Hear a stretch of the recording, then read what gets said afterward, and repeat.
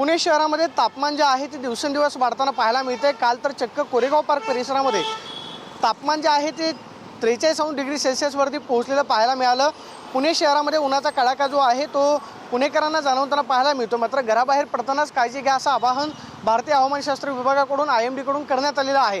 पुणे शहरामध्ये तापमान जे आहे ते 40च्या पार पाहायला मिळते। 41° वरती काही ठिकाणी तापमान आहे। मात्र काल कोरेगाव पार्क परिसरामध्ये 43° तापमान जे आहे ते पाहायला मिळालं। राज्यातल्या अकोल्यामध्ये तापमान जे आहे ते 46° वरती पोहोचलेलं आहे। राज्यामध्ये उन्हाचा कडाका जो आहे तो आणखी 2 ते 3 दिवस जाणवेल अशा पद्धतीची माहिती हवामानशास्त्र विभागाकडून देण्यात आलेली आहे। त्यामुळे दुपारच्या सत्रामध्ये घराबाहेर पडताना काळजी घेऊनच घराबाहेर पडावं अशा पद्धतीचं आवाहन जे आहे ते हवामानशास्त्र विभागाकडून करण्यात आलेलं आहे।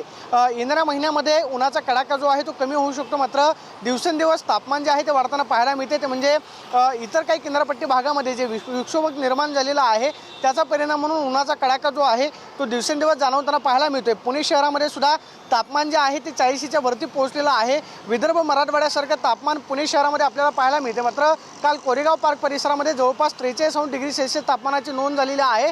त्यामुळे पुणेकरांनी घराबाहेर पडताना काळजी घेऊनच घराबाहेर पडा असं आवाहन हवामानशास्त्र विभागाकडून करण्यात आलं। कॅमेरा पर्सन विकी चव्हाणसोबत प्रदीप कापसे, TV9 मराठी, पुणे।